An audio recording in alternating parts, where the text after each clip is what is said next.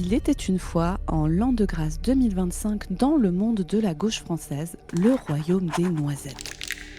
Les noisettes, ce sont ces personnes coincées entre deux forces politiques. Elles souhaitent en faire la synthèse, l'union, mais en réalité, coincées qu'elles sont entre les deux branches du casse-noix, elles vont se retrouver littéralement broyées. À l'ouest du royaume des noisettes, l'Empire LFI. C'est la plus grande des forces du monde de la gauche française.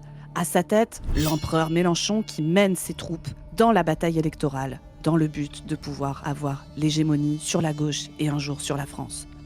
De l'autre côté, à l'est du royaume des noisettes, le royaume Solferino. Vieux royaume de gauche en déliquescence, il a régné pendant très longtemps sur le monde de la gauche française et l'a littéralement saccagé.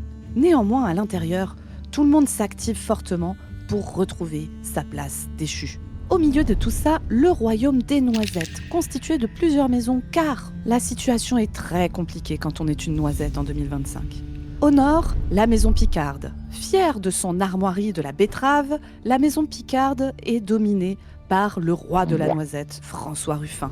À l'ouest, la maison Renégat, peuplée de nombreuses personnes déchues de l'Empire LFI.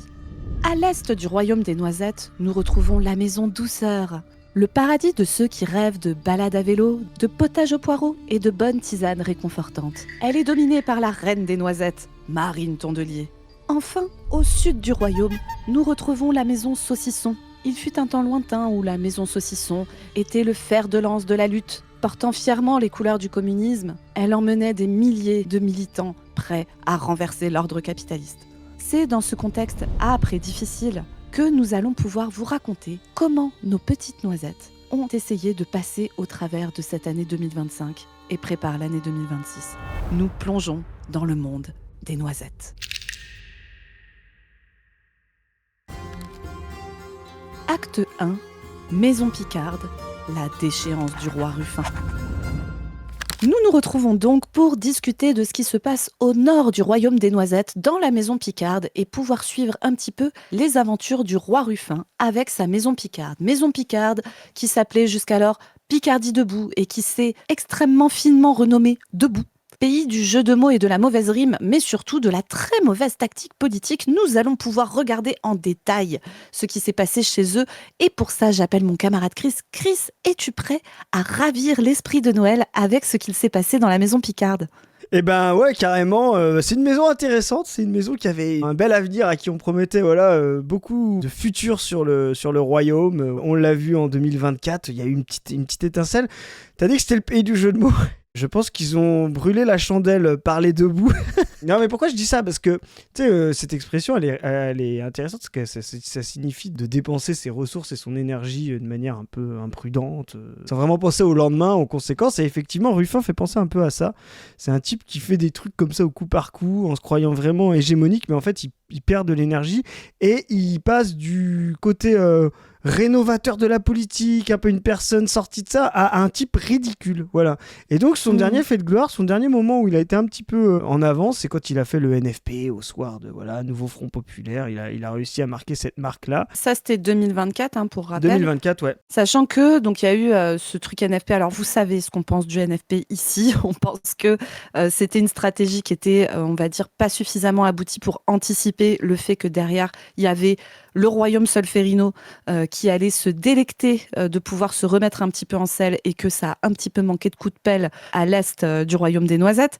En fait, on voit Ruffin à ce moment-là, qui est censé être un peu dans sa dynamique à lui, unitaire, etc., avec le NFP, qui en fait manque de perdre son siège de député à la législative anticipée 2024, car en fait il passe mais vraiment à que dalle par rapport au Rassemblement national, et ça commence déjà à mettre un peu de plomb dans l'aile à sa soi-disant capacité à aller capter cet électorat prolo, rural, blanc, à laquelle LFI ne parlerait pas, etc. Bah oui, oui, c'est ça. Et là, tout de suite, il a perdu son crédit, en fait. Il était normalement vu comme quelqu'un qui pouvait presque ramener une gauche, pas LFI, au programme LFI. Parce qu'il avait ce côté radical, tu vois, de fakir, merci patron, voilà, etc. Et en n'étant pas Mélenchon. Sauf qu'il s'est pris les pieds dans le tapis en faisant cette trahison absolue d'entre-deux tours du NFP. On a fait une capsule là-dessus, en appelant les forces du centre sur son tract, tu sais, en disant je n'ai rien à voir avec Mélenchon, il y avait Bayrou sur son tract, etc. Et là, tout le monde a vu qu'en fait, ce type-là ne pensait qu'à lui et n'avait rien à voir avec justement une volonté vraiment d'incarner la gauche de rupture et de mettre tout le monde autour de la gauche de rupture, et donc n'avait que sa destinée personnelle. Et là, il est commencé à tomber. On l'a vu ensuite rejoindre le groupe des Verts, voilà. Pendant la campagne des législatives, il a essayé d'obtenir des députés pour venir avec lui, de les sortir de la FI. Enfin, il y a eu tout un tas de combines comme ça, et ça, c'était fin 2024, et là, 2025, c'est le roi déchu de A à Z. On va vous mettre... cet extrait-là assez rigolo d'une capsule qu'on a fait avec Padu quand il a lancé son parti Debout. Debout, moi déjà, je voudrais dire, ça me fait penser un peu à une tournée d'adieu, tu sais, de Renaud ou de Johnny Hallyday un peu. Ça fait un peu, tu sais, toujours debout. Et ça fait mec qui a déjà un genou au sol. Ruffin, du coup, lance son parti présidentiel, Debout, le parti de la France qui pue un peu sous les bras. Est-ce qu'on se rallierait pas plutôt à François ? Parce que là, il vient de lancer le parti qui pue un peu sous les bras. Je pense qu'il a toutes ses chances. Non mais je veux dire, vraiment, on est dans quel monde parallèle ? Où il est ridicule en fait. C'est là où il aurait pu justement incarner l'après Mélenchon. C'est ce que Mélenchon avait dit, voilà, qu'il en soit capable, etc. Sur la FI, voire même sur les autres. En fait, il est obligé de lancer un tout petit parti qui s'appelle Debout. Et il lance un truc pour pouvoir participer à la primaire des Noisettes. Là où il aurait dû avoir l'hégémonie du royaume des Noisettes tout court, quoi. Donc pour moi, Ruffin, il a aujourd'hui vraiment, je sais pas ce que t'en penses toi, mais vraiment plus aucun espace possible. D'ailleurs, je crois même que dans une situation de primaire, si même il y en avait une, aujourd'hui, quelqu'un comme Tondelier a presque plus d'avantages que lui dans cette situation. Mais ouais, parce qu'en plus, il a vraiment perdu la main, tu sais, sur des temps forts sur lesquels Ruffin pouvait, tu sais, jouer un peu sa ligne. Je pense au mouvement social qu'il y a eu en septembre, par exemple. En fait, Ruffin a été très absent, tu vois, à ce moment-là. Il a eu du mal à être à sa place, qu'aurait dû être une place de politique, c'est-à-dire aller discuter avec les organisations syndicales, être en soutien du mouvement. Et en fait, il n'arrivait pas à prendre ce truc-là, peut-être parce qu'il était vraiment pris dans son espèce de stratégie qui n'a aucun sens, là, d'essayer de ménager la chèvre et le chou, et surtout de passer une grosse partie de son énergie à taper sur LFI, ce qui, de fait, le positionnait à leur droite, alors que son intérêt à lui n'aurait pas été celui-là a priori, quoi. Bah, c'est ça. En fait, le truc, c'est qu'il avait un intérêt, c'était de dire, quand il était à LFI, tant qu'il incarnait le programme de LFI, l'avenir en commun, il pouvait apparaître comme celui qui est vraiment radical de la rupture sans être Mélenchon. Donc il fallait qu'il soit proche du programme, mais ne pas être Mélenchon. Ça allait quand il était à LFI. Sauf que là, il n'a pas compris qu'en sortant de LFI, ce qu'il fallait qu'il fasse, c'est qu'il fasse de la rupture au sein de l'espace des Noisettes. Et là, le truc, c'est que il est plus à LFI, et en plus, il fait plus de rupture. Donc là, c'est la noisette des Noisettes. Tu vois, par exemple, là, on le voit se retrouver à voter contre le budget Le Cornu dans l'espace du groupe parlementaire des écologistes. Il a aucune voix, il a pas de groupe, il a pas de parti. Il est tout seul dans Debout, il y a aucune figure. Il est même pas capable de fédérer autour de lui, tu vois, Clémentine Autain dans un parti. Il est même pas dans l'après, on le verra ensuite, la maison des renégats. Vraiment, c'est une décomposition. Je sais même pas s'il va aller jusqu'à la primaire. Je pense que le pire truc pour lui, ce serait de perdre dans la primaire des Noisettes. La primaire étant catastrophique, et ça c'est dans le prophétie, je pense qu'il y a deux solutions pour lui. Soit il arrête complètement la politique, vraiment, et qu'il se reconvertisse, on verra des extraits de ça, mais en rééducateur de gens de plateau télé de droite, comme il a fait avec le très beau travail de rééducation de la camarade Sarah Salman. Je sais pas ce que tu en penses là-dessus. Ah mais de fou. Alors attends, moi autant Ruffin qui essaye de faire l'homme politique en tête de la gauche et tout, j'ai zéro confiance. Mais alors quand on sera au pouvoir, Chris, s'il faut mettre quelqu'un qui est coordinateur des centres de rééducation par le travail dans les champs de betteraves de Picardie, mais c'est François Ruffin, il n'y a aucun problème, il est extrêmement compétent pour ça. C'est ça, en fait ce sera notre Makarenko. Pour ceux qui ne connaissent pas Makarenko, si vous vous intéressez au truc éducatif, c'est très intéressant. Makarenko a écrit le poème pédagogique, et c'est quelqu'un qui a utilisé Vous voyez, la Russie, début de la Révolution, avait énormément d'enfants, de paysans très pauvres, sortis de la guerre civile, etc., qu'il fallait éduquer en masse pour remonter le taux d'alphabétisation. Et Makarenko était un des grands pédagogues de l'éducation des jeunes enfants en déliquescence. Donc, espérons qu'il puisse être notre Makarenko, mais voilà, je lui promets rien. Donc, soit il arrête complètement la politique, soit en fait, il est obligé d'aller à la présidentielle par le reste de dynamique qu'il a sans passer par la primaire, parce qu'il va s'abîmer dans la primaire. Il y a peu de chances qu'il la gagne parce qu'il a, à mon avis, assez peu de force. Et moi, je vous le dis que la primaire, ça sera pas un vote transparent. Donc, je pense que c'est vraiment un endroit où il va se faire avoir, surtout s'il y a le PS dedans. Tu vois, c'est vraiment, vous jouez au bonneto, quoi, quand vous jouez aux élections avec le PS, quoi. C'est vraiment, vous croyez que vous croyez que le jeu est honnête, mais à chaque fois, vous arrivez jamais à trouver la bille sous le gobelet, quoi. Mais c'est qu'en fait, c'est truqué, quoi. Donc voilà, donc je pense que et il finira, parce qu'il a peut-être un peu d'argent, un peu de gens qui le suivent, à aller à se porter candidat tout seul à la présidentielle, je pense, et puis finir à peut-être aller 5-6, voilà, comme ça. Et encore, hein, je suis d'accord, mais tenter d'apparaître comme un candidat un peu différent. Enfin, voilà. Donc soit il arrête, soit il y va directement. Pour moi, c'est ces deux possibilités. C'est ça. François Ruffin, nous, comme on a beaucoup d'estime pour toi, nous avons envie de te conseiller de lâcher ton trône de roi des noisettes qui n'apporte pas grand-chose, et puis de penser aux perspectives qu'il y aura quand tu auras dans tes champs de betteraves à quatre pattes, là, les uns à côté des autres, Bernard Arnault, Amélie de Montchalin et Amélie Oudéa-Castéra, et que tu leur expliqueras comment il faut correctement désherber. Je pense que ça sera un grand plaisir. Exactement. Voilà ce qu'il en est pour notre maison picarde, dont la peinture commence un petit peu à s'écailler, quoi. Acte 2, Maison Renégat, la grande bataille pour la gamelle. À l'ouest du royaume des noisettes, nous trouvons la maison Renégat. Comme tout empire grossissant, l'empire Éléphie fait face à un certain nombre de seigneurs qui souhaitent pouvoir conserver leur gamelle. Ainsi, en son sein, ont lieu d'âpres discussions et éventuellement des purges. En l'an de grâce 2024, des élections européennes ont donné ensuite lieu à une dissolution de l'Assemblée nationale et donc de nouvelles élections législatives.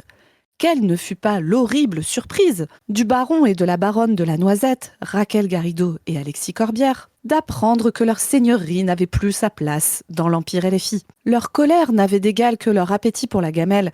Ainsi, ils décidèrent de trouver d'autres renégats pour pouvoir monter eux-mêmes leur maison dans le royaume des Noisettes adjacent. Ainsi, ils trouvèrent sur leur sentier la marquise Casté, la comtesse Autin et quelques autres voyageurs errants tels l'abbé Philoche. Ensemble, ils décidèrent de créer l'après. Et donc les amis, on va pouvoir s'amuser à regarder ce qui s'est passé pour l'après courant 2025, car là, alors quand on parle de tractation, là nous sommes sur des niveaux de tractation assez élevés et rien de tel qu'un petit Chris pour vous décoder tout ce qui s'est passé dans la maison Renégat. Bah petit merci, c'est pas très sympa, mais bon, je le prends comme ça, mais c'est pas très grave, voilà. Non, vraiment, l'après, c'est intéressant parce que là, on est vraiment au cœur même de ce qu'est, tu sais, les combines de parties et là, le truc de l'AFI, qui est, je le rappelle, qui a un mouvement, hein, et à l'intérieur, il a plusieurs partis, et donc il y a des gens qui sont pas des historiques de Mélenchon. Le parti historique, on va dire, de Mélenchon post-PS, c'est le parti de gauche.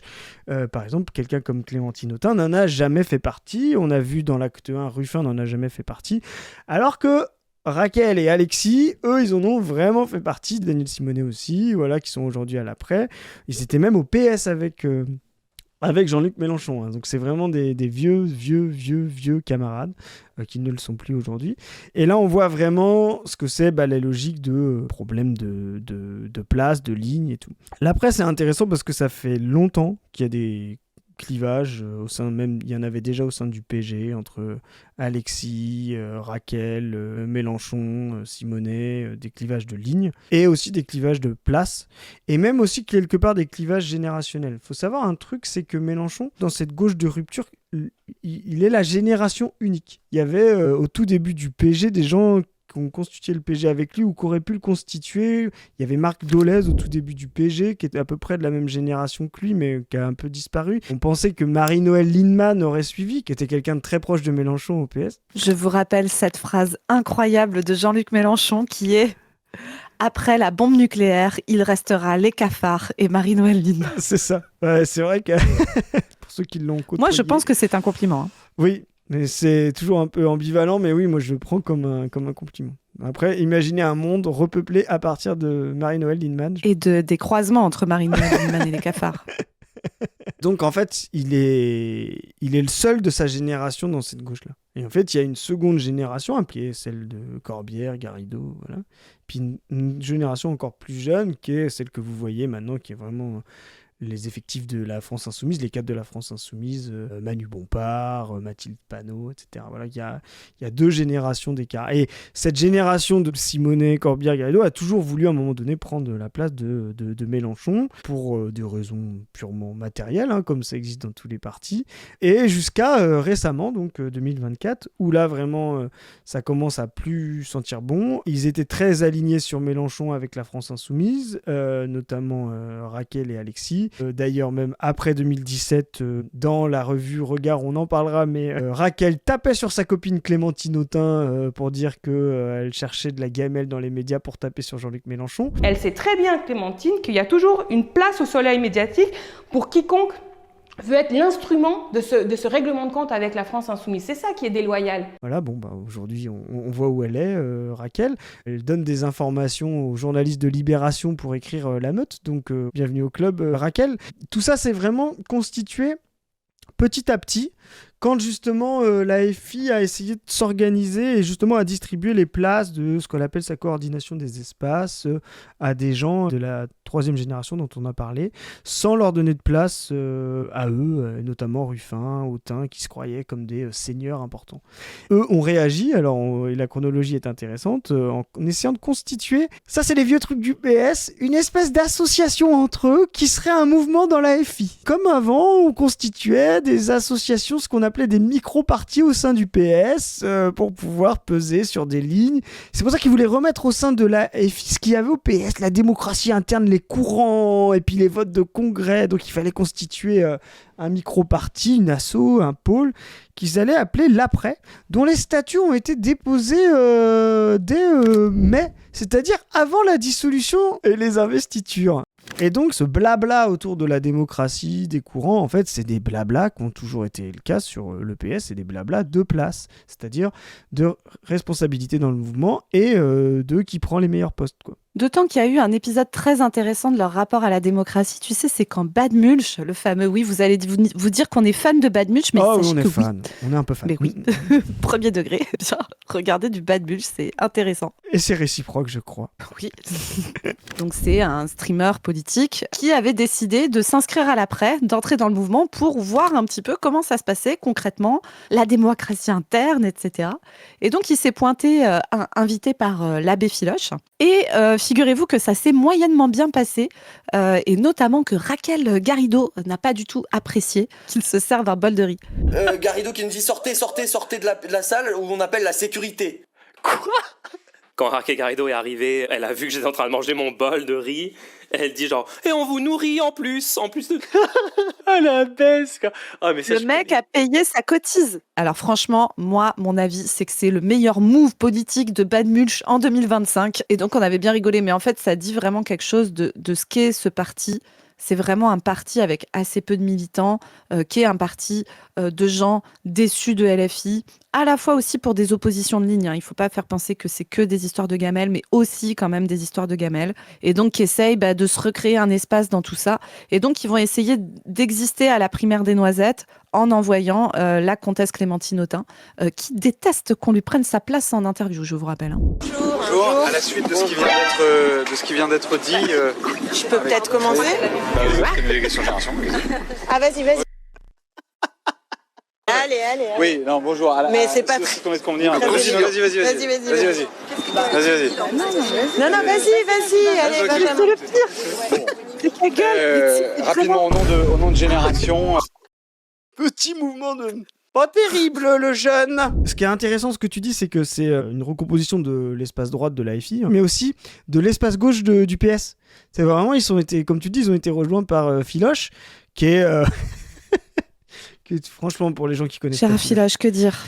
un personnage qui a été le dernier des Mohicans de croire que le Parti Socialiste pouvait être de gauche et qui avait donc, pareil, son petit groupe à l'intérieur, GDS. Alors, il s'est fait exclure pour des sombres affaires d'antisémitisme. Je sais pas si tu te rappelles, Zoé, il repartageait des trucs. C'était Voilà. un peu... Bon. Bon, j'ai envie de dire, c'était pas terrible comme move de repartager ça. Après, se faire exclure pour ça du PS par rapport à d'autres qui y sont encore pour des trucs 1000 fois plus graves, on sent que c'était un coup politique. Quoi, voilà. Personne n'est venu dire ça ne ressemble pas à Gérard, comme d'autres sont venus dire ça ne ressemble pas à Dominique quand DSK s'était fait pécho la main dans le slip en train de violenter des femmes de ménage. C'est ça. Donc ils sont fait rejoindre par ça et donc on est vraiment à l'espace, on a l'espace droit de France Insoumise et l'espace gauche du PS qui se reforment. Et puis Clémentine, elle, c'est l'opportuniste aventurière absolue de la gauche depuis toujours. Enfin moi quand je l'ai connue, tu sais, c'était quelqu'un qui faisait des plateaux télé chez Ardisson face à Soral parce qu'elle était fléchée comme féministe, militante féministe. Elle s'était fait rouler dessus d'ailleurs par C'est Soral, ça. qui avait vraiment utilisé une technique très classique, tu sais, de confrontation directe, tu sais, à l'appeler jeune fille, etc. Ouais. En 2002, précisément, 26% des ouvriers qui ont voté pour le Front National.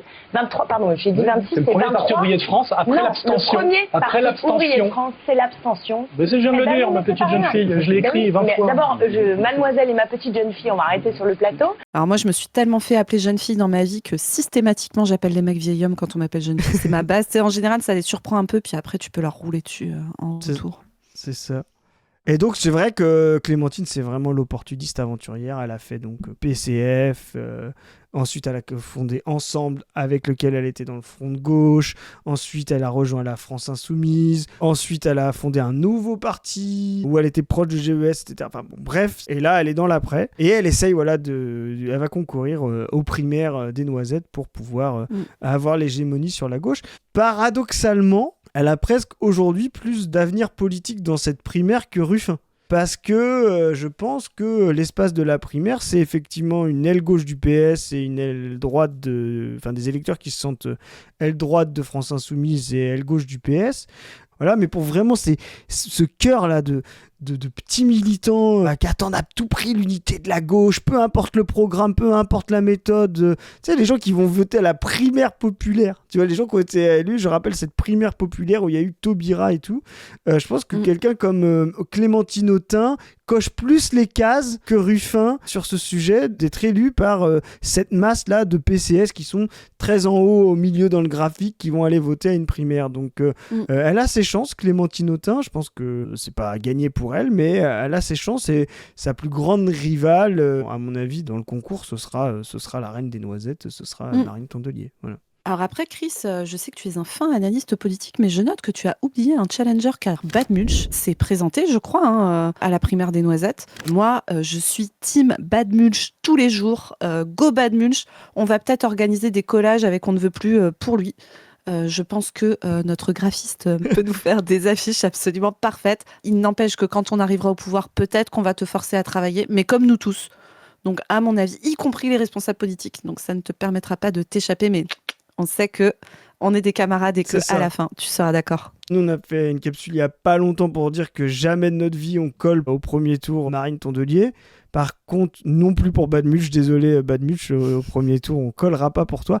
Par contre, c'est pas impossible que dans une primaire de Noisettes, on ne sait pas, déjà on a prévu beaucoup de trucs, on peut pas tout vous dire sur la primaire des Noisettes, mais c'est pas impossible qu'on ait une campagne Bad Mulch pendant la primaire avec nos ressources militantes et financières. Voilà, c'est pas impossible.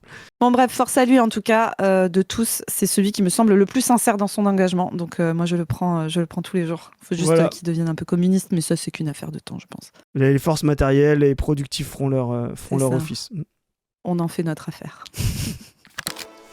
Acte 3, Maison Douceur, les tentatives diplomatiques de la reine Tondelier.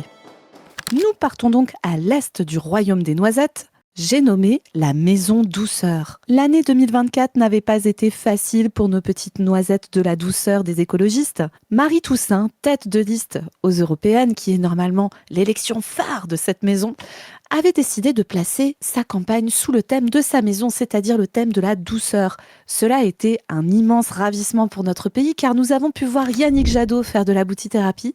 Néanmoins, ça n'a pas suffi, et ils se sont lamentablement gamellés aux élections. Ensuite a été le NFP, ils ont réussi à négocier des petites places. Et tout au long de cette année 2025, la reine des noisettes, Marine Tondelier, a littéralement rayonné au royaume des noisettes. Nous allons donc nous faire un petit tour des aventures de Marine Tondelier au royaume des noisettes. Et c'est vrai que, Chris, si on est très honnête, elle nous a fait beaucoup de contenu, Marine Tondelier, on peut pas le nier. C'est vraiment une usine à vidéo, cette femme. Et c'est vrai, mon Chris, que pour commencer cette année 2025, Marine Tondelier avait commencé par nous expliquer qu'elle ne savait pas par quoi remplacer le capitalisme. Vous en pensez quoi, en fait, chez les Verts, de la lutte des classes ? C'est quoi votre discours par rapport à ça ? Vous y croyez ? Que l'écologie sans lutte des classes, c'est du jardinage. Donc il faut la fin du capitalisme. Si vous voulez. Il faudra m'expliquer ce qu'on fait là-bas. C'est vous qui... Après, mon Chris, moi je comprends que parfois tu sois énervé. Néanmoins, tu as été pris en flagrant délit de misogynie intense en traitant Marine Tondelier de Karen, et ça c'était très grave. C'est Karen, tu sais, c'est les Karen quoi. Ah, de quoi vous me reprochez ça alors que ça fait 10 ans que je donne de mon temps pour les pauvres ? Pierre cancel pour misogynie en direct. Explique-toi, camarade, fais ton autocritique. Ouais, bah c'était avant la patte du team. J'étais encore jeune, fougueux, j'étais pas tenu par l'équipe. Et là, voilà, j'ai vu Marine, tacle trop appuyé. Pour moi, m'a fait penser à ces Karen, voilà, les blanches là qui insultent des gens racisés et qui disent ouais mais non, c'est bon, là mon café il est trop chaud. Tu vois, bon, bref, je vais encore reprendre cher. Trêve de plaisanterie, je trouve que Marine Tondelier elle a ce truc là, elle en joue. Elle s'est imposée là-dessus, le côté grande gueule. Je sais pas si tu vois ce que je veux dire, le côté moi je l'ouvre. Je parle populaire, je viens des nains Beaumont, comme Marine Le Pen où il y a des ouvriers. Et je pense que les médias, ça les fait marrer. C'est une bonne cliente, comme on dit dans les médias. Et c'est aussi ce qui, paradoxalement, rend un peu Sandrine Rousseau secondaire. Parce qu'elle avait ce truc-là. Oui, c'est vrai, parce que tu vois, Sandrine Rousseau, elle a commencé à vraiment beaucoup exister au sein des Verts, face à Yannick Jadot, en incarnant ce truc-là. C'est-à-dire, je suis une meuf, je me prends de la misogynie dans la gueule, ce qui est le cas de 100% des meufs qui ont une existence. Un soutien à Sandrine là-dessus à chaque fois. Oui, et Sandrine Rousseau particulièrement, notamment venant de la droite et de l'extrême droite et tout, c'est folie ce que ces meufs la prennent. Tondelier en prend aussi, j'ai l'impression, un peu moins quand même que Sandrine Rousseau, qui avait vraiment cristallisé ce truc. Mais en plus, c'était un moment où tu avais toute une frange de militantisme de droite, c'est très anti-woke et tout, qui était très fort. Là, aujourd'hui, l'extrême droite est très recentrée sur ses propres thèmes, l'immigration, etc. Passe moins de temps à taper sur la gauche et notamment sur les femmes de gauche. Mais à cette époque, c'était vraiment, et notamment sur Internet, c'était un mème sans fin sur Sandrine Rousseau. Et c'est vrai que Tondelier, elle a un peu hérité de ce truc-là. Elle a pris ce truc-là à Sandrine Rousseau, c'est-à-dire ouais, je suis une meuf, je la ferme pas, je m'affirme, etc. Bon, alors elle ne s'affirme pas face à Sébastien Lecornu quand il s'agit de ne pas voter un énorme budget de merde, mais en tout cas voilà, sur le plan de la com, il y a un peu cette existence-là de Tondelier, c'est vrai. Ouais, et en fait, elle prend pas la même misogynie parce qu'en fait, Sandrine Rousseau était la grande gueule pour dire les trucs radicaux de gauche féministes. En fait, elle a pris que le côté grande gueule, Tondelier. Et si on regarde bien, elle a pris la main sur le parti, sur ce binôme Jadot-Rousseau qui était central en 2022, en prenant le côté grande gueule de Rousseau, mais avec le programme un peu mou de Jadot. Donc en fait, c'est pour ça qu'elle a une bonne synthèse, c'est qu'elle a un peu l'idée, elle est molle sur le programme, sur la transformation comme Jadot, mais avec le côté grande gueule féminine de Sandrine. Et du coup, elle a l'hégémonie. Là, aujourd'hui, vraiment, elle incarne les Verts. Et il y a eu un épisode, je sais pas si tu te rappelles, l'épisode des pizzas. Est-ce que tu te rappelles de ça pendant les négociations NFP? Alors elle a même fait, c'est pour te dire, un documentaire là-dessus. Peut-être qu'en 2026 on prendra le temps de regarder ça et de rigoler une fois de plus, mais où les négos NFP, ça s'était fait chez les Verts, soi-disant le terrain central et neutre, et elle avait commandé des pizzas, et à chaque fois elle raconte comment grâce à elle il y a eu des négos NFP. Donc ouais, Tondelier, elle a vraiment pris l'hégémonie depuis le NFP. Tu te rappelles, mais c'est rigolo, hein, mais au NFP, on a parlé dans l'acte 1 de Ruffin qui a été un peu à l'initiative mais qui a pas pris la main là-dessus et qui, avec ses petites opportunismes et sa lâcheté, a sombré. Mais c'est vrai que Tondelier, elle était sortie du NFP en disant beaucoup de gens l'avaient commencé à la connaître à ce moment-là. Bah, elle est pas mal, elle est bien en plateau, elle divise pas. C'est le début de l'hégémonie de la reine des noisettes 2024, quoi. Et puis là, en fait, sur 2025, on la voit gesticuler extrêmement fort pour être à la manœuvre pour cette fameuse primaire du Royaume des Noisettes.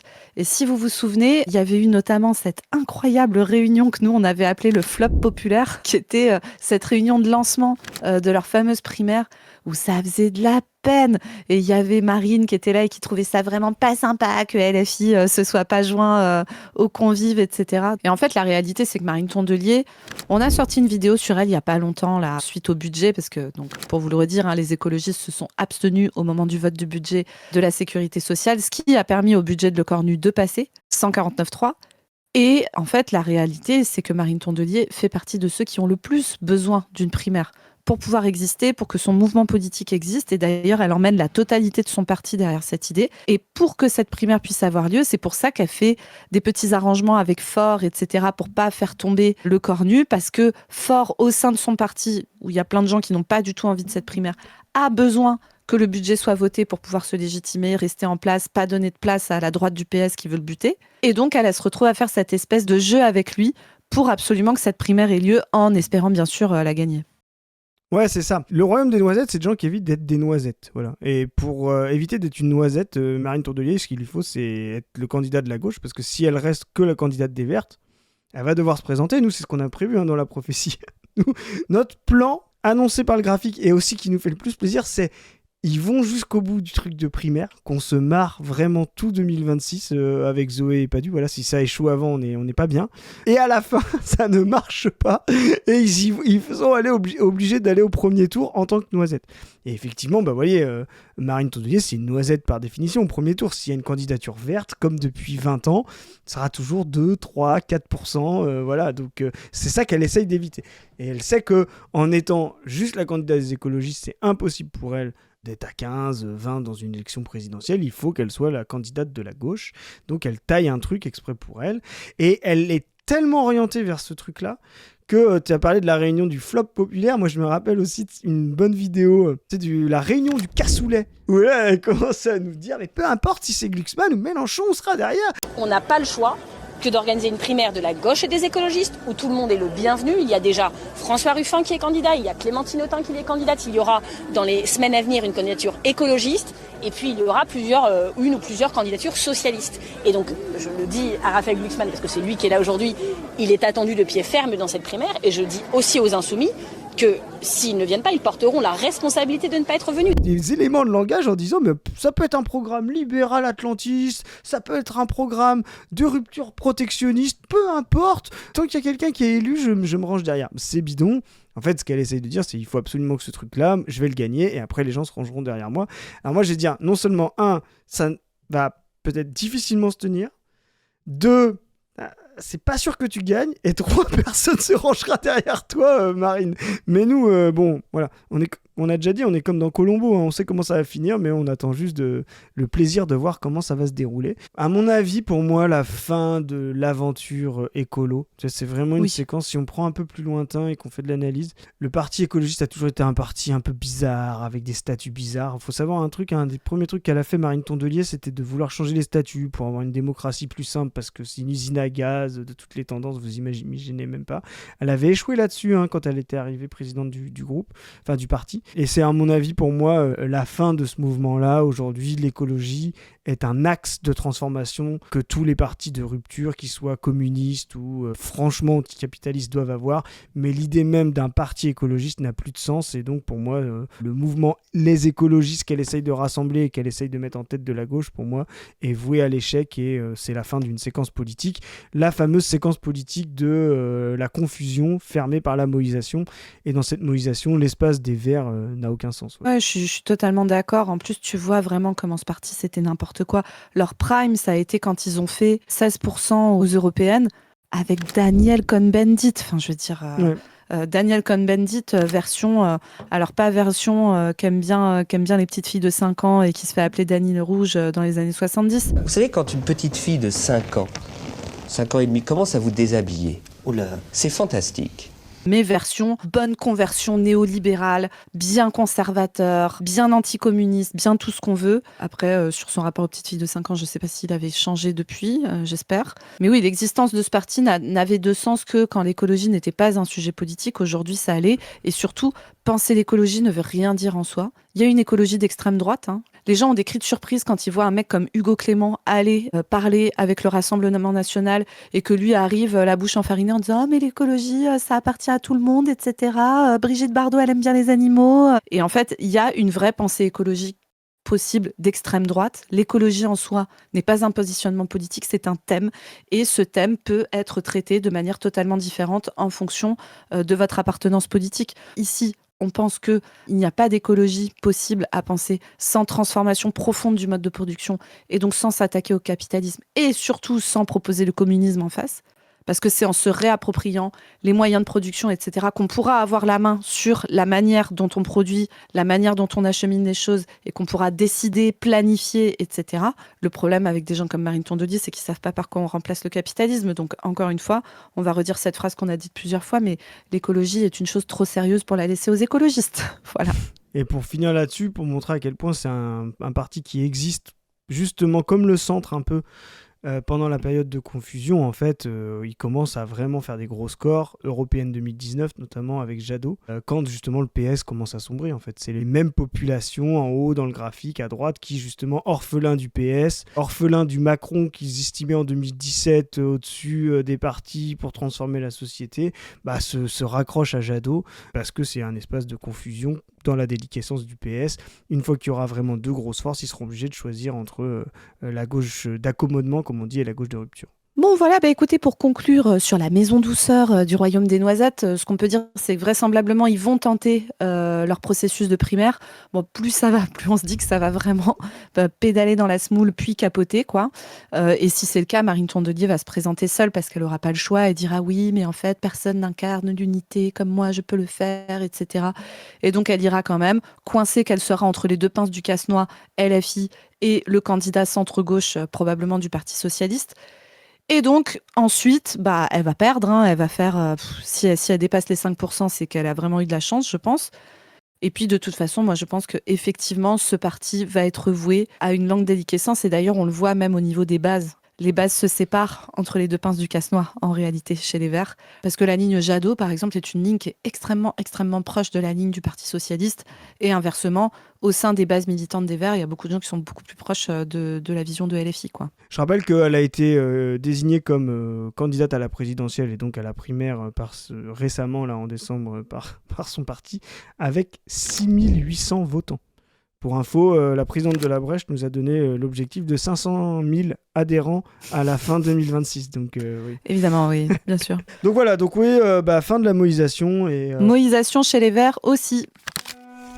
Acte 4, maison saucisson, de la tragédie à la farce, le championnat de la bouffonnerie.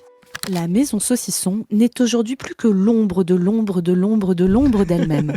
À sa tête et bien ancré sur son fauteuil, Fabien Roussel, le bouffon du roi, qui, toute l'année 2025, nous a régalé de ses sorties où il était toujours assez difficile de le placer sur l'échiquier politique. Fièrement accompagné de Cécile Cukierman, qui a probablement fait l'interview la plus catastrophique de sa carrière récemment à l'Humanité, Fabien Roussel nous a distillé sa pensée saucisson pinard, club de chasse communiste et recette de pain perdu, ce qui reste vraiment le rôle dans lequel on le préfère. On va faire caraméliser la vergeoise.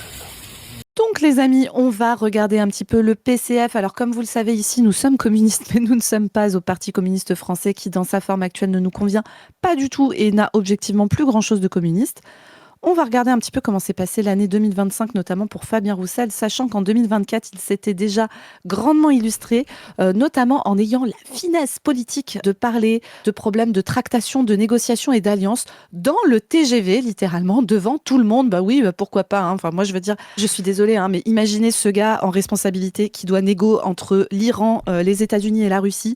Le mec va se mettre à lâcher le code nucléaire quand il est en train de faire le plein à la station-service et tout. Et là, Fabien, putain, enfin, je sais pas, faire d'efforts, essaye d'être un peu carré, quoi. Et donc, je vous rappelle que le détective Padu, oui, le lanceur d'alerte, avait sorti les Roussel Leaks, où on entendait que le gars était en train littéralement de comploter avec la gauche de droite pour pouvoir tuer LFI lors des négociations du NFP et surtout des négociations post-NFP pour pouvoir avoir un Premier ministre. Et donc, après cette glorieuse année 2024, regardons un petit peu comment s'est passée l'année 2025 de Fabien Roussel. Et pour ça, j'appelle Chris. Chris, est-ce que tu as envie de regarder Fabien Roussel sucer des flics? Pardon. Je sais pas. Mais tout à l'heure, t'as parlé de Roussel Leaks en le disant un peu vite.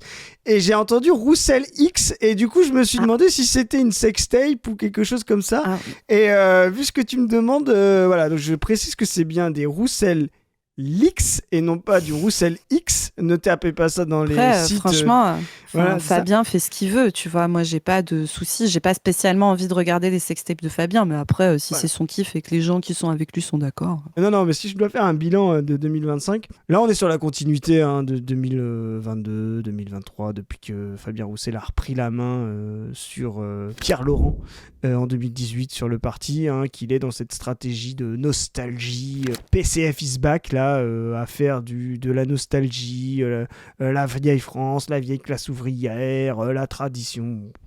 Pour moi, c'est catastrophique. Ça ressemble à rien. C'est une stratégie aussi de polarisation anti-FI.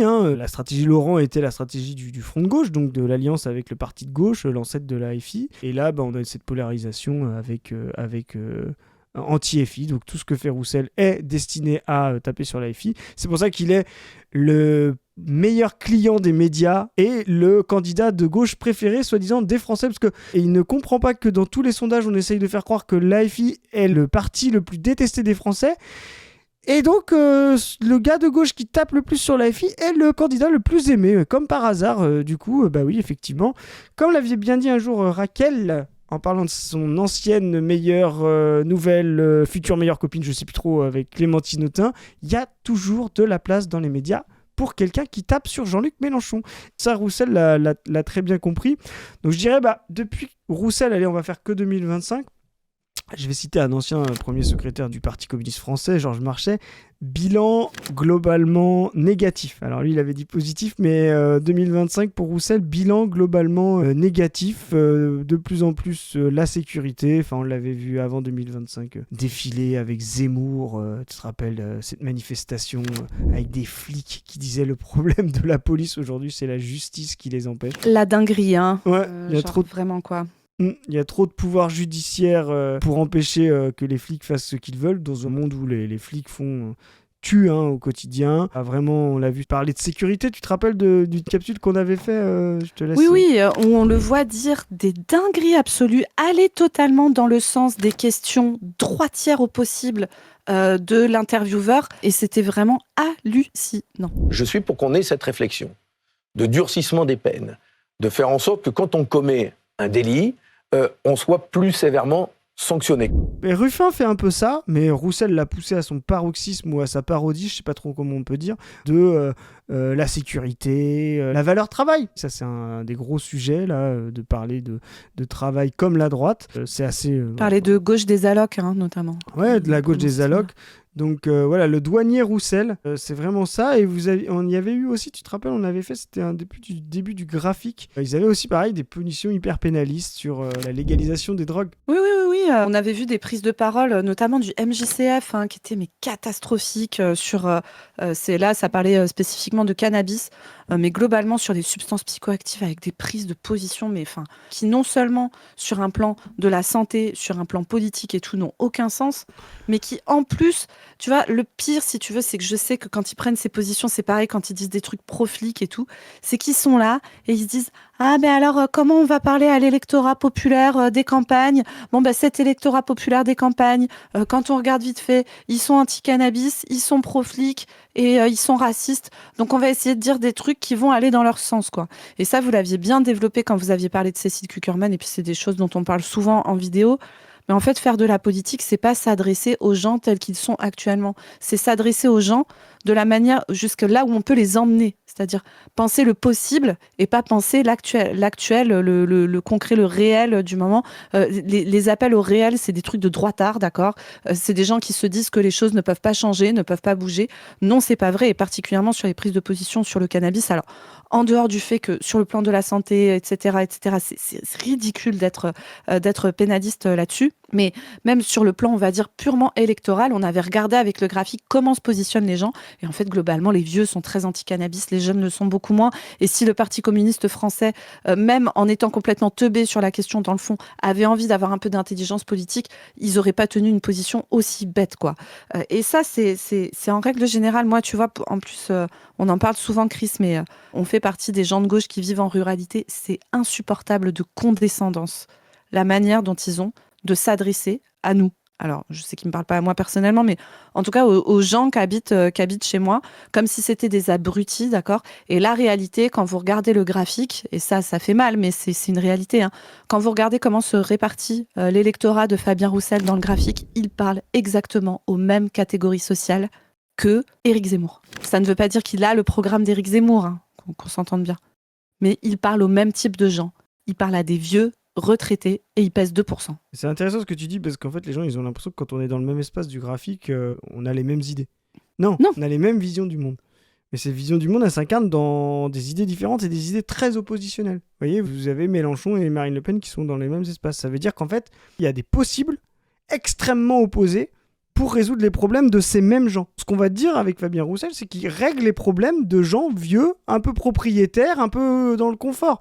Et Zemmour fait pareil. Et effectivement, en se battant entre Zemmour et Roussel. Et d'ailleurs, les deux ont le même rapport à ça.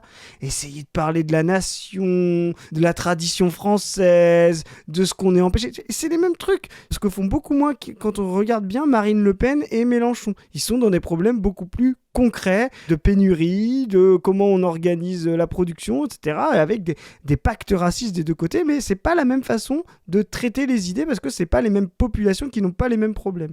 Et je trouve que ça s'incarne très bien, tu sais, dans la proposition qu'il avait eue de faire une fédération de chasse communiste. Voilà. Moi, je capte ce qu'il y a derrière, c'est-à-dire que le gars se dit, il faut refaire du commun, il faut refaire des lieux de sociabilité qui sont des lieux de politisation. Sur ça, on pourrait être d'accord, tu vois. Mais pourquoi tu choisis une fédé de chasse ? La chasse, ça représente quand même assez peu de gens en France, tu vois. Enfin, il y a des gens qui chassent. Chez moi, tu vois, par exemple, il y a plein de gens qui chassent. Déjà, c'est quasiment que des hommes. Et c'est plutôt des gens âgés. Est-ce que c'est à cette catégorie-là que tu as envie de parler quand tu es... Je dis pas qu'il faut pas parler aux hommes âgés, tu vois, mais en fait, les hommes âgés, tout le monde leur parle tout le temps, déjà. Donc, il n'y a pas besoin d'en rajouter, quoi.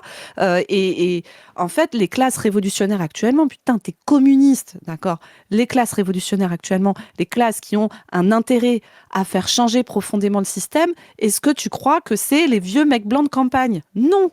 D'accord ? Évidemment que non. C'est plutôt des jeunes, et plus féminisés, plus racisés, etc. Mais ça, qu'est-ce que ça va leur parler, la fédé de chasse ? Pourquoi tu viens pas parler plutôt, si vraiment tu as envie d'être dans ce mood-là, je sais pas, de salles de jeux vidéo communistes, tu vois, ou de clubs de boxe communistes, ou de clubs de foot communistes. Là, tu vas parler à beaucoup plus de gens. Des clubs de foot où tu permets, par exemple, aux meufs, y compris si elles décident de couvrir leurs cheveux avec un tissu, de venir jouer. Tu vois ? Oh là ! Mais non, bah oui. Oh là !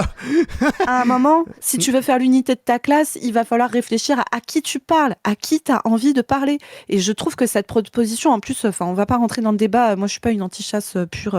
Voilà, je pense qu'il faut encadrer la chasse de manière à ce que ça fasse chier personne et que ça soit sécuritaire pour tout le monde. Mais je suis pas pour interdire absolument la chasse. Enfin, c'est pas mon combat politique, tu vois. Mais je trouve que juste cette proposition, elle était vraiment caractéristique de ça, tu vois. D'à quel point ils sont à côté de leur pompe pour ce qui est de la situation actuelle de la France et de où sont les potentialités révolutionnaires en France. Après, la réalité, c'est qu'ils ont décidé de se positionner à droite de LFI, alors qu'il n'y a pas d'espace à cet endroit-là. Il y a déjà la totalité du royaume des noisettes. Ils auraient été beaucoup mieux à les prendre sur leur gauche. Et d'ailleurs, nous, on l'a dit plein de fois, mais c'est ce qui manque à LFI, de se faire prendre sur leur gauche par autre chose que, on va dire, une attitude trotte un peu teubée de « les élections, c'est méchant ». Enfin, voilà. Et c'est ça qui manque à LFI, notamment. C'est vraiment d'avoir une force à leur gauche qui est solide et qui les tire sur la gauche pour pas qu'ils fassent l'évolution solution de tous les partis qui potentiellement arrivent au pouvoir à gauche à un moment, c'est-à-dire de se recentrer avec l'exercice du pouvoir. Le PCF ne fait pas ce travail. On a intitulé ce chapitre en rigolant de la tragédie à la farce, mais c'est vraiment... Alors moi, je pense pas qu'on puisse dire vraiment que l'histoire du PCF est une tragédie, qu'on s'entende bien, pas du tout. Mais il y a plein de choses à redire sur l'histoire du PCF français de la deuxième moitié du XXe siècle et tout. Moi, je suis pas une fan de Thorez et tout. Enfin, voilà. Mais il n'empêche que l'histoire idéologique de ce parti, moi j'ai énormément de respect pour l'histoire de ce parti, c'est ma tradition politique, d'accord ? Franchement, moi je le dis, ça me fait mal au cœur de voir ça. Moi quand j'ai regardé l'interview de Cécile Cukierman, je vous jure, j'étais pas bien. Enfin, ça me fait chier en fait de voir cette déliquescence. Et en fait, une fois qu'on a dit ça, on va pas s'asseoir par terre et pleurer nos glorieuses années de l'époque où les communistes faisaient 20% et tout. Il faut reconstruire, d'accord ? Il faut reconstruire un mouvement politique solide communiste en France. Qui tirait les fils sur sa gauche, qui marxise tout ce qui est possible de marxiser et qui est capable aussi de s'intégrer dans des mouvements sociaux, dans des mouvements de grève, etc. Parce que le rapport de force se fera comme ça à la fin. Même si vous avez une gauche de rupture qui prend le pouvoir, à un moment, il va falloir aller se cartonner l'Europe, les marchés financiers, le patronat, etc. Et ça va nécessiter d'être solide et de faire masse. Il va falloir refaire masse dans un mouvement communiste. Et c'est certainement pas avec ce type de parti comme le PCF qu'on va pouvoir le faire, c'est évident. Donc, vivement qu'ils terminent leur lente agonie, là, et qu'on puisse reconstruire peinard avec des camarades sincères. Ouais, mais t'as raison. Le titre est intéressant de la tragédie à la farce parce qu'en fait, il y a une tragédie du PCF. Ça a été l'honneur de la France libre, l'honneur de la résistance, l'honneur de la reconstruction, le PCF. C'est les plus grands héros français, il y a eu d'autres gens non communistes, etc., du XXe siècle viennent du PCF. Sa tragédie, c'est justement qu'elle a dû rester pour des raisons historiques, un État soviétique au sortir de la guerre encore trop faible, pas capable de justement soutenir des révolutions ou des prises de pouvoir communistes dans les bourgeoisies occidentales. Enfin, donc la tragédie du PCF, c'est d'avoir libéré la France, de l'avoir reconstruite, d'avoir permis sa reconstruction, sans aboutir à une révolution générale dans ce pays et de laisser le Fordisme reprendre la main et donc ensuite le néolibéralisme. Donc ça, on peut pas lui reprocher. Il y a des contingences historiques, extérieures aussi. Voilà. Ça, c'est la tragédie, mais c'est de la tragédie digne. Tu vois, héroïque. Là, aujourd'hui, c'est dans de la farce, en fait. C'est-à-dire qu'ils ont fait au mieux et ils n'ont pas pu gagner et ne pouvaient gagner. Aujourd'hui, ils peuvent gagner et font n'importe quoi. Et c'est ça la farce, en fait. C'est ça l'inversion. Ce PCF est destiné à être un parti de noisettes parce que comme il a, pour plein de choses encore, beaucoup de choses intéressantes dans son corpus programmatique, qui viennent d'ailleurs, qui sont assez vieux d'ailleurs, mais qui sont très intéressants. Tous les travaux, les derniers travaux de Bocara, etc., sur la sécurité emploi-formation, sur la sécurité sociale, etc. Mais en fait, il est à l'image plutôt de sa sociologie.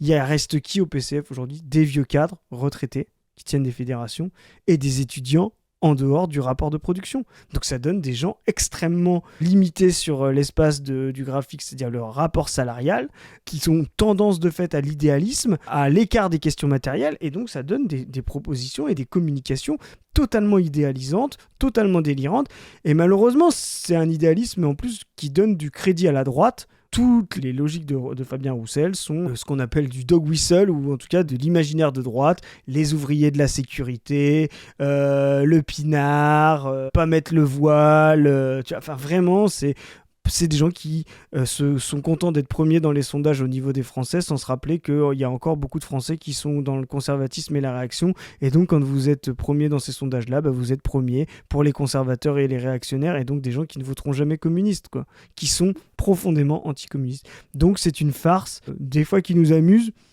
de moins en moins, et comme le parti des Verts, tous ces petits partis des Noisettes, à la fin il va falloir se résoudre, soit vous devenez un vrai pôle communiste de rupture, et dans ce cas-là il va falloir inverser le rapport de force avec la FI, soit vous serez écrasé parce que le centre-gauche, la gauche d'accommodement se recompose et il n'y a pas d'espace entre les deux. Épilogue, le casse-noix se referme.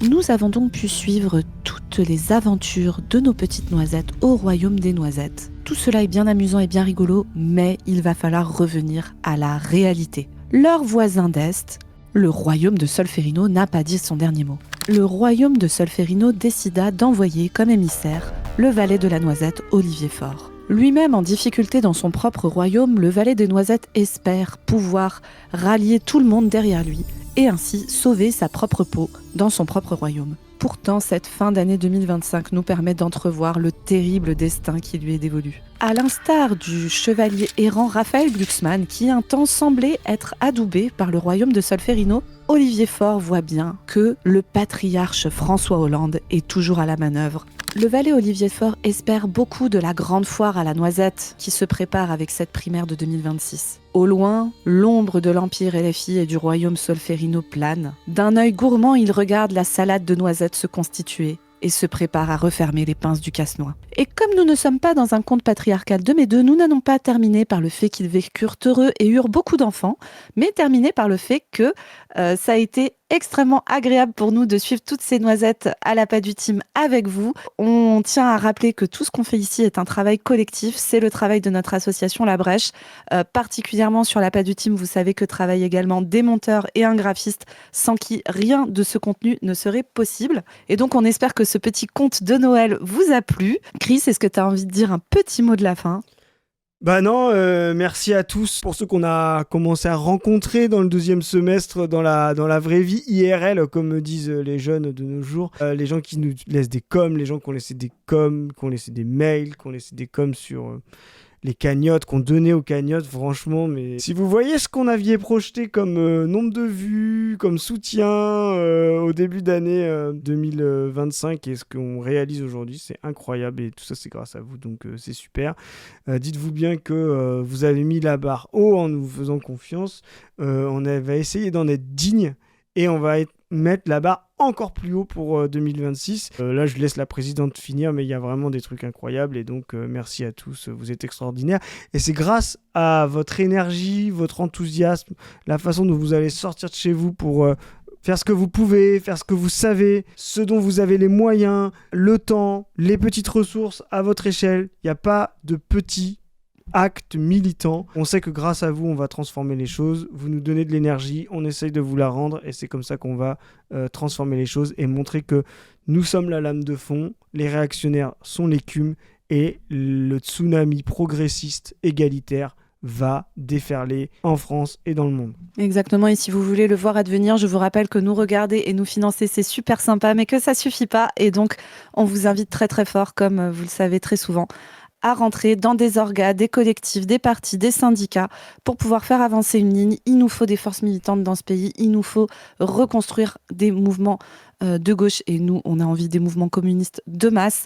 Ça passe par nous tous et nous, on est un tout petit caillou dans cette grosse montagne qu'il va falloir construire. Donc force à tous. Joyeux Noël pour ceux qui fêtent Noël, joyeuse fin d'année pour ceux qui ne fêtent pas Noël. Vous pouvez, comme vous le savez, soutenir tout le travail de l'ASSO, notamment pour payer nos incroyables monteurs et graphistes sur notre Tipeee. Vous pouvez aller vous abonner aux autres chaînes de l'association La Brèche, des scènes perso, on ne veut plus. Vous pouvez nous suivre sur nos réseaux Insta et Twitter. Et sur ce, on vous dit à plus tout le monde. Salut. Salut.